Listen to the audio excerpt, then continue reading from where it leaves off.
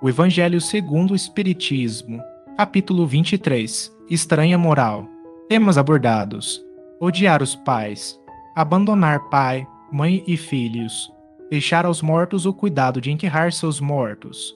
Não vim trazer a paz, mas a divisão. Odiar os pais. Como nas suas pegadas caminhasse grande massa de povo, Jesus, voltando-se, disse-lhes: Se alguém vem a mim e não odeia a seu pai, e a sua mãe, a sua mulher e a seus filhos, a seus irmãos e irmãs, mesmo a sua própria vida, não pode ser meu discípulo. E quem quer que não carregue a sua cruz e me siga, não pode ser meu discípulo. Assim, aquele dentre vós que não renunciar a tudo que tem não, pode ser meu discípulo. Lucas, capítulo 14, versículos de 25 a 27 e 33. 2. Aquele que ama seu pai ou a sua mãe mais do que a mim, de mim não é digno. Aquele que ama seu filho ou a sua filha mais do que a mim, de mim não é digno. Mateus, capítulo 10, versículo 37. 3.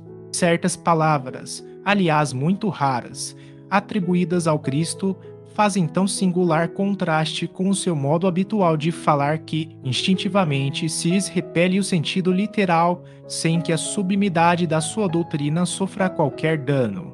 Escritas depois de sua morte, pois que nenhum dos evangelhos foi redigido enquanto ele viveu, lícito é acreditar-se que, em casos como este, o fundo do seu pensamento não foi bem expresso ou, o que não é menos provável, o sentido primitivo, passando de uma língua para outra, há de ter experimentado alguma alteração.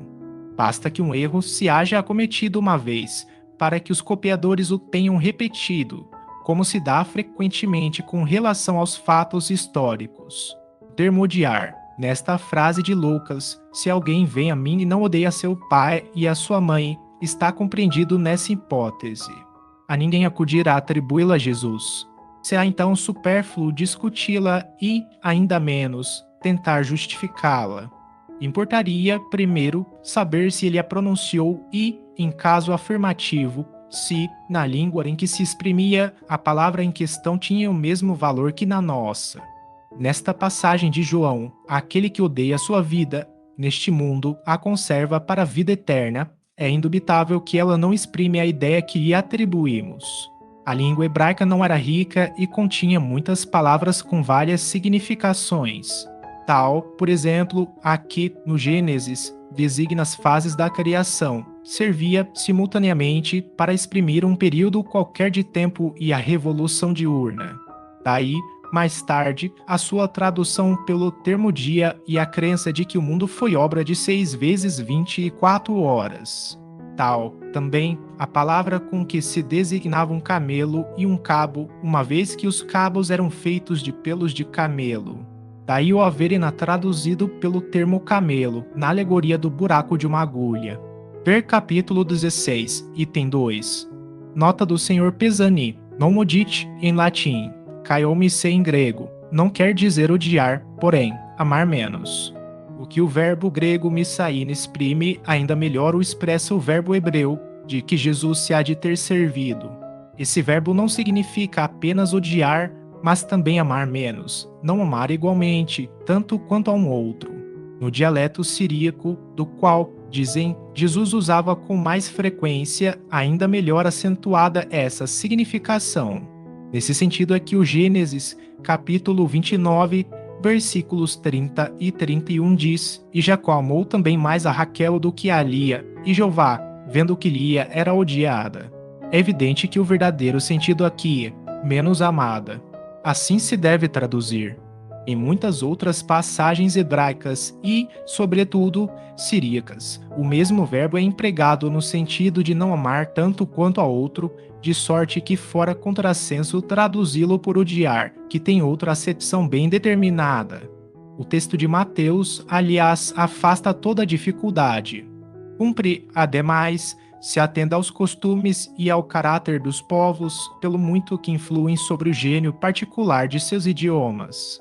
Sem esse conhecimento, escapa a miúde o sentido verdadeiro de certas palavras.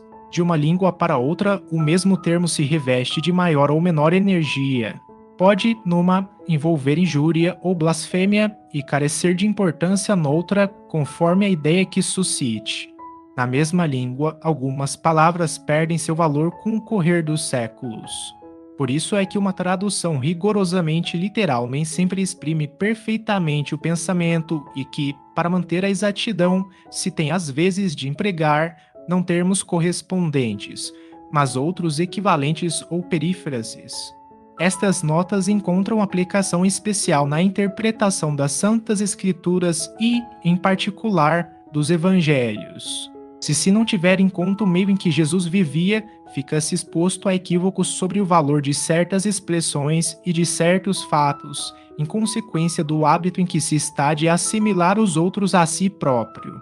Em todo caso, cumpre despejar o termo odiar da sua acepção moderna, como contrária ao espírito do ensino de Jesus.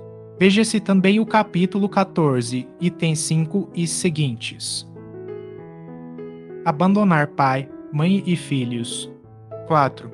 Aquele que houver deixado, pelo meu nome, sua casa, os seus irmãos, ou suas irmãs, ou seu pai, ou sua mãe, ou sua mulher, ou seus filhos, ou suas terras, receberá o cêntuplo de tudo isso e terá por herança a vida eterna. Mateus, capítulo 19, versículo 29. 5. Então, disse Pedro, quanto a nós, vês que tudo deixamos e te seguimos. Jesus lhe observou, digo-vos, em verdade, que ninguém deixará, pelo reino de Deus, sua casa, ou seu pai, ou sua mãe, ou seus irmãos, ou sua mulher, ou seus filhos, que não receba, já neste mundo, muito mais, e no século vindouro a vida eterna. Lucas, capítulo 18, versículos de 28 a 30. 6. Disse outro, Senhor, eu te seguirei, mas permite que, antes, disponha do que tenho em minha casa. Jesus lhe respondeu, quem quer que, tendo posto a mão na charrua, olhar para trás, não está apto para o reino de Deus. Lucas, capítulo 9, versículos 61 e 62. Sem discutir as palavras, deve-se aqui procurar o pensamento, que era, evidentemente, este. Os interesses da vida futura prevalecem sobre todos os interesses e todas as considerações humanas, porque esse pensamento está de acordo com a substância da doutrina de Jesus, ao passo que a ideia de uma renunciação à família seria a negação dessa doutrina. Não temos, aliás, sob as vistas a aplicação dessas máximas no sacrifício dos interesses e das afeições de família aos da pátria? Censura-se, porventura, aquele que deixa seu pai, sua mãe, seus irmãos, sua mulher, seus filhos, para marchar em defesa do seu país? Não se lhe reconhece, ao contrário, grande mérito em arrancar-se às doçuras do lar doméstico, aos liames da amizade, para cumprir um dever? É que, então, há deveres que sobrelevam a outros deveres. Não impõe a lei à filha a obrigação de deixar os pais para acompanhar o esposo? Formigam no mundo os casos em que são necessárias as mais penosas separações. Nem por isso, entretanto, as afeições se rompem. O afastamento não diminui o respeito, nem a solicitude do filho para com os pais, nem a ternura destes para com aquele. Vê-se, portanto, que, mesmo tomadas ao pé da letra, excetuado o termo odiar, aquelas palavras não seriam uma negação do mandamento que prescreve ao homem honrar a seu pai e a sua mãe, nem do afeto paternal. Com mais forte razão, não seriam, se tomadas segundo o espírito. Tinham elas por fim mostrar, mediante uma hipérbole, quão imperioso é para a criatura o dever de ocupar-se com a vida futura. Aliás, pouco chocantes haviam de ser para um povo e numa época em que, como consequência dos costumes, os laços de família eram menos fortes do que no seio de uma civilização moral mais avançada. Esses laços, mais fracos nos povos primitivos, fortalecem-se com o desenvolvimento da sensibilidade e do senso moral. A própria separação é necessária ao progresso. Assim as famílias como as raças se abastardam, desde que se não entrecruzem, se não enxertem umas nas outras. É essa uma lei da natureza, tanto no interesse do progresso moral, quanto no do progresso físico. Aqui, as coisas são consideradas apenas do ponto de vista terreno. O Espiritismo nos faz ver de mais alto, mostrando serem os do espírito e não os do corpo, os verdadeiros laços de afeição, que aqueles laços não se quebram pela separação, nem mesmo pela morte do corpo, que se robustecem na vida espiritual pela depuração do espírito, verdade consoladora da qual grande força aurem as criaturas, para suportarem as vicissitudes da vida. Capítulo 4, item 18, capítulo 14, item 8. Nota da editora. Ver nota explicativa. Página 371. Deixar aos mortos o cuidado de enterrar seus mortos. 7. Disse a outro, segue-me, e o outro respondeu, Senhor, consente que, primeiro, eu vá enterrar meu pai. Jesus lhe retrucou, deixe aos mortos o cuidado de enterrar seus mortos. Quanto a ti, vai anunciar o reino de Deus. Lucas, capítulo 9, versículos 59 e 60. 8. Que podem significar estas palavras? Deixa aos mortos o cuidado de enterrar seus mortos. As considerações precedentes mostram, em primeiro lugar, que, nas circunstâncias em que foram proferidas, não podiam conter censura àquele que considerava um dever de piedade filial ir sepultar seu pai. Tem, no entanto, um sentido profundo, que só o conhecimento mais completo da vida espiritual podia tornar perceptível. A vida espiritual é, com efeito, a verdadeira vida, é a vida normal do espírito, sendo-lhe transitória e passageira a existência terrestre, espécie de morte, se comparada ao esplendor e à atividade da outra. O corpo não passa de simples vestimenta grosseira que temporariamente cobre o espírito, verdadeiro grilhão que o prende à gleba terrena, do qual se sente ele feliz em libertar-se. O respeito que aos mortos se consagra não é a matéria que o inspira, é agudo. Pela lembrança, o espírito ausente quem o infunde. Ele é análogo àquele que se vota aos objetos que lhe pertenceram, que lhe tocou e que as pessoas que lhe são afeiçoadas guardam como relíquias. Era isso que aquele homem não podia por si mesmo compreender. Jesus lhe o ensina, dizendo, não te preocupes com o corpo, pensa antes no espírito, para ensinar o reino de Deus, para dizer aos homens que a pátria deles não é a terra, mas o céu, porquanto somente lá transcorre a verdadeira vida. Não vim trazer a paz, mas a divisão. 9. Não penseis que eu tenha vindo trazer paz à terra, não vim trazer a paz, mas a espada, porquanto vim separar de seu pai o filho, de sua mãe a filha, de sua sogra a nora, e o homem terá por inimigos os de sua própria casa. Mateus, capítulo 10, versículos de 34 a 36. Isso. Vim para lançar fogo à terra, e que é o que desejo senão que ele se acenda? Tenho de ser batizado com um batismo, e quanto me sinto desejoso de que ele se cumpra. Julgais que eu tenha vindo trazer paz à terra? Não, eu vos afirmo, ao contrário, vim trazer a divisão, pois, doravante, se acharem numa casa 5 pessoas, estarão elas divididas umas contra as outras, 3 contra 2 e 2 contra 3. O pai estará em divisão com o filho e o filho com o pai, a mãe com a filha e a filha com a mãe, a sogra com a nora e a nora com a sogra. Lucas, capítulo 12, versículos de 49 a 53. 11. Será mesmo possível que Jesus, a personificação da doçura e da bondade, que não cessou de pregar o amor do próximo, haja dito, não vim trazer a paz, mas a espada, vim separar do pai o filho, do esposo a esposa, vim lançar fogo à terra e tenho pressa de que ele se acenda? Não estarão essas palavras em contradição flagrante com os seus ensinos? Não haverá blasfêmia em lhe atribuírem a linguagem de um conquistador sanguinário e devastador? Não há blasfêmia, nem contradição nessas palavras, pois foi mesmo ele quem as pronunciou, e elas dão testemunho da sua alta sabedoria.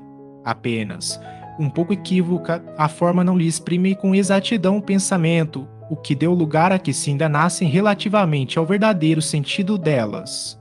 Tomadas à letra, tenderiam a transformar a sua missão, toda de paz, noutra de perturbação e discórdia, consequência absurda que o bom senso repele, porquanto Jesus não podia desmentir-se. Capítulo 14, item 6. Hoje, toda ideia nova forçosamente encontra oposição e nenhuma que se implante sem lutas. Ora, nesses casos, a resistência é sempre proporcional à importância dos resultados previstos, porque, quanto maior ela é, tanto mais numerosos são os interesses que fere. Se for notoriamente falsa, se a julgam isenta de consequências, ninguém se alarma, deixam-na todos passar, certos de que lhe falta vitalidade.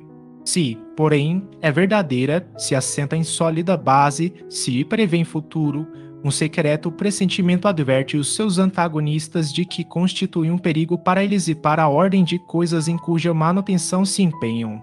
Atiram-se, então, contra ela e contra os seus adeptos. Assim, pois, a medida da importância e dos resultados de uma ideia nova se encontra na emoção que o seu aparecimento causa, na violência da oposição que provoca, bem como no grau e na persistência da ira de seus adversários. 13. Jesus vinha proclamar uma doutrina que solaparia pela base os abusos de que viviam os fariseus, os escribas e os sacerdotes do seu tempo. Imolaram-no, portanto, certos de que, matando o homem, matariam a ideia. Esta, porém, sobreviveu, porque era verdadeira, engrandeceu-se, porque correspondia aos desígnios de Deus e, nascida num pequeno e obscuro burgo da Judéia, foi plantar o seu estandarte na capital mesma do mundo pagão, em face dos seus mais encarniçados inimigos, daqueles que mais porfiavam em combatê-la, porque subvertia crenças seculares a que eles se apegavam muito mais por interesse do que por convicção. Lutas das mais terríveis esperavam aí pelos seus apóstolos, foram inumeráveis as vítimas. A ideia, no entanto, avolumou-se sempre e triunfou, porque, como verdade, sobrelevava as que a precederam. 14. É de notar-se que o cristianismo surgiu quando o paganismo já entrara em declínio e se debatia contra as luzes da razão. Ainda era praticado por forma, a crença, porém, desaparecera, apenas o interesse pessoal o sustentava. Ora, é tenaz o interesse, jamais cede à evidência, irrita-se tanto mais quanto mais peremptórios e demonstrativos de seu erro são os argumentos que se opõem. Sabe ele muito bem que está errado, mas isso não o abala, porquanto a verdadeira fé não está na alma.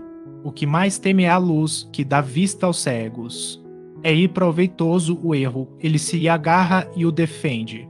Sócrates, também, não ensinara uma doutrina até certo ponto análoga do Cristo, porque não prevaleceu naquela época sua doutrina, no seio de um dos povos mais inteligentes da terra? É que ainda não chegara o tempo. Ele semeou numa terra não lavrada, o paganismo ainda se não achava gasto. Cristo recebeu em propício tempo a sua missão. Muito faltava, é certo, para que todos os homens da sua época estivessem à altura das ideias cristãs, mas havia entre eles uma aptidão mais geral para as assimilar, pois que já se começava a sentir o vazio que as crenças vulgares deixaram na alma. Sócrates e Platão haviam aberto o caminho e predisposto os espíritos. Veja-se, na introdução, o quarto parágrafo, Sócrates e Platão precursores da ideia cristã e do espiritismo. 15. Infelizmente, os adeptos da nova doutrina não se entenderam quanto à interpretação das palavras do mestre, veladas, as mais das vezes, pela alegoria e pelas figuras da linguagem.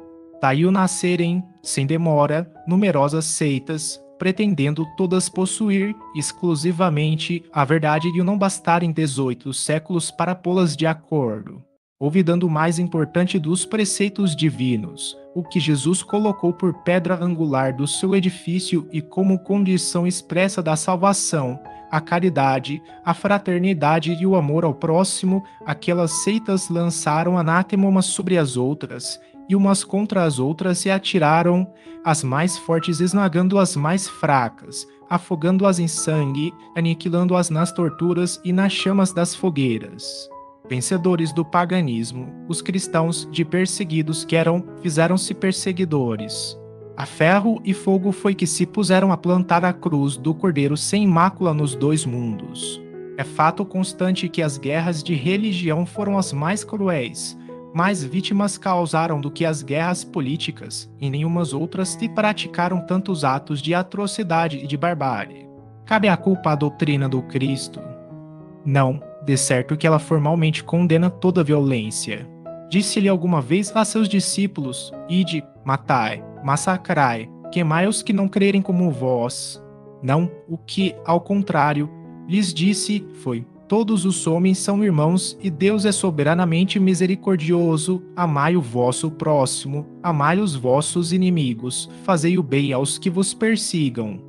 Disse-lhes, outrosim: quem matar com a espada pela espada perecerá. A responsabilidade, portanto, não pertence à doutrina de Jesus, mas aos que a interpretaram falsamente e a transformaram em instrumento próprio a lhe satisfazer as paixões. Pertence aos que desprezaram estas palavras, e o reino não é deste mundo. Em sua profunda sabedoria, ele tinha a previdência do que aconteceria, mas essas coisas eram inevitáveis, porque inerentes à inferioridade da natureza humana, que não podia transformar-se repentinamente. Cumpria que o cristianismo passasse por essa longa e cruel prova de 18 séculos para mostrar toda a sua força, visto que, malgrado todo o mal cometido em seu nome, ele saiu dela puro. Jamais esteve em causa. As invectivas sempre recaíram sobre os que dele abusaram. A cada ato de intolerância, sempre se disse: se o cristianismo fosse mais bem compreendido e mais bem praticado, isso não se daria. 16. Quando Jesus declara: não creais que eu tenha vindo trazer a paz, mas sim a divisão, seu pensamento era este: não creais que a minha doutrina se estabeleça pacificamente, ela trará lutas sangrentas, tendo por pretexto o meu nome, porque os homens não me terão compreendido, ou não me terão querido compreender. Os irmãos, separados pelas suas respectivas crenças, desembainharão a espada um contra o outro e a divisão reinará no seio de uma mesma família, cujos membros não partilhem da mesma crença. Vim lançar fogo à terra para expungi-la dos erros e dos preconceitos, do mesmo modo que se põe fogo a um campo para destruir nele as ervas más, e tenho pressa de que o fogo se acenda para que a depuração seja mais rápida, visto que do conflito sairá triunfante a verdade. A guerra sucederá à paz, ao ódio dos partidos, à fraternidade universal, às trevas do fanatismo, à luz da fé esclarecida. Então, quando o campo estiver preparado, eu vos enviarei o Consolador, o Espírito de verdade, que virá restabelecer todas as coisas, isto é que, dando a conhecer o sentido verdadeiro das minhas palavras, que os homens mais esclarecidos poderão enfim compreender, porá termo à luta fratricida que desune os filhos do mesmo Deus. Cansados, afinal, de um combate sem resultado, que consigo traz unicamente a desolação e a perturbação até ao seio das famílias, reconhecerão os homens onde estão seus verdadeiros interesses, com relação a este mundo e ao outro. Verão de que lado estão os amigos e os inimigos da tranquilidade deles. Todos então se porão sob a mesma bandeira, a da caridade, e as coisas serão restabelecidas na terra de acordo com a verdade e os princípios que vos tenho ensinado. 17. O Espiritismo vem realizar, na época prevista, as promessas do Cristo. Entretanto, não pode fazer sem destruir os abusos. Como Jesus, ele topa com o orgulho, o egoísmo, a ambição, a cupidez, o fanatismo cego, os quais, levados às suas últimas trincheiras, tentam barrar aí o caminho e suscitam entraves e perseguições. Também ele, portanto, tem de combater, mas o tempo das lutas e das perseguições sanguinolentas passou, são todas de ordem moral as que terá de sofrer e próximo lhes está o termo. As primeiras duraram séculos, estas durarão apenas alguns anos, porque a luz, em vez de partir de um único foco, irrompe de todos os pontos do globo e abrirá mais de prontos olhos aos cegos. 18. Essas palavras de Jesus devem, pois, entender-se com referência às cóleras que a sua doutrina provocaria, aos conflitos momentâneos a que ia dar causa, às lutas que teria de sustentar antes de se firmar, como aconteceu aos hebreus antes de entrarem na terra prometida, e não como decorrentes de um desígnio premeditado de sua parte de semear a desordem e a confusão. O mal viria dos homens, e não dele, que era como médico que se apresenta para curar, mas cujos remédios provocam uma crise salutar, atacando os maus humores do doente.